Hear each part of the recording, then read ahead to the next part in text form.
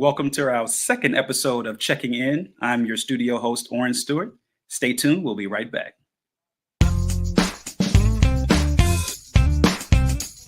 Hey!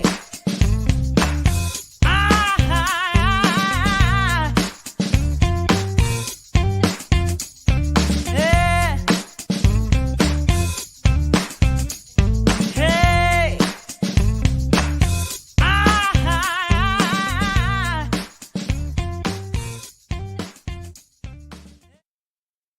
Once again, welcome to Checking In, our second episode. I am your studio host, Oren Stewart, and joined with Miranda and Leon. How are you all both doing? Yeah, doing well, Oren. Doing well. How are you? I'm doing great. Good to see you both again. Good to Good. see you too. Yes, Good to yes. see you. Thank you for hosting, Oren, and we'll be back to chat with you in a little bit. Miranda and I are gonna talk about a couple of things, and then we'll get into the show with our guest. So, Miranda, we're here for episode number 2. How do you like that? I love it. And I'm not the only one who loves it. A lot of other people love it. Oh, right on. That is that is great to hear. So when you say a lot, I mean, we have folks that want to be guests on the show, or are they saying, "Hey, Leon, cool show"? What's going on? we have got so many people that want to come on as guests. I have got a list. There is no lack of interest in joining us for these conversations. Oh, that is so cool. That is so cool. One of the things that I hear in the podcast and webcast world is it's hard to get guests, right? But We are not having that problem. And I love it. And I can't wait. I wish there were more hours in the day so that we could just keep having these conversations. yeah, yeah, this is really, really cool. Thanks for being our partner on this.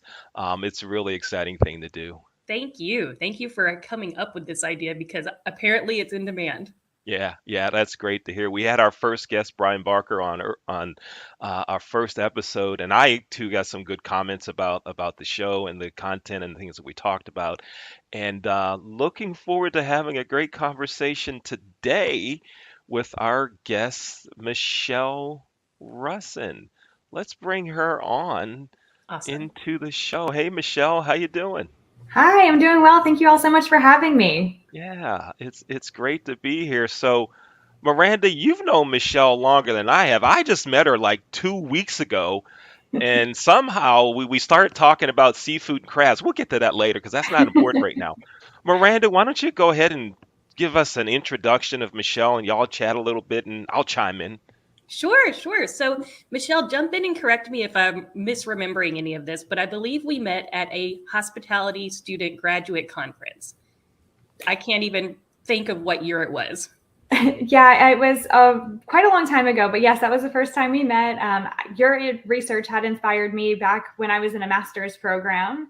And for my master's thesis, I started research on the glass ceiling because of a paper that you had written with your team at Florida International.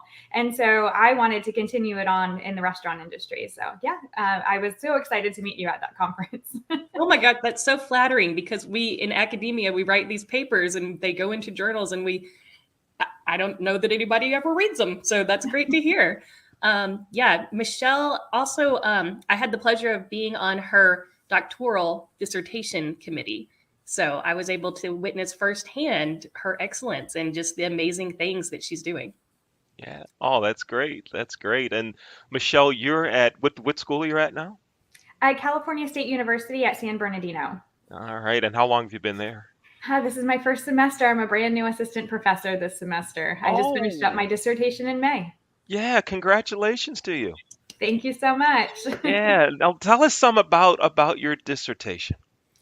So my dissertation was all about diversity, equity, and inclusion in the hospitality industry, but my main focus was actually in hotels. It ended up working out so that many of the top executives from hotels were really interested in helping me out. And that was the first portion of my dissertation, was finding out what really creates a diverse, equitable, and inclusive environment. So I conducted interviews with 20 hotel executives, and then it spiraled into this, okay, so what can we do to create a diverse, equitable, and inclusive environment? And it turns out we start with inclusion, and then the second part of my dissertation was I expanded it to more hospitality businesses, and it stuck. Inclusion does lead to a lot more positive outcomes. Hmm. Hmm. And that's been the talk of our industry and many other industries for a long time, right? A lot of folks think it just started with the murders of George Floyd and others back in 2020, but this whole talk of diversity and inclusion has been around a while, right? Yes, absolutely. Yeah. So now when we talk about inclusion and we say it needs to start there, what are some steps that organizations can take to be more inclusive? There are, it's a lot, so bear with me. Okay. But there's so many steps that we can take. And first is by looking at us as a business. Do we actually value people who have different opinions? It starts with our values and whether or not we're trying to have these diverse opinions and create innovation.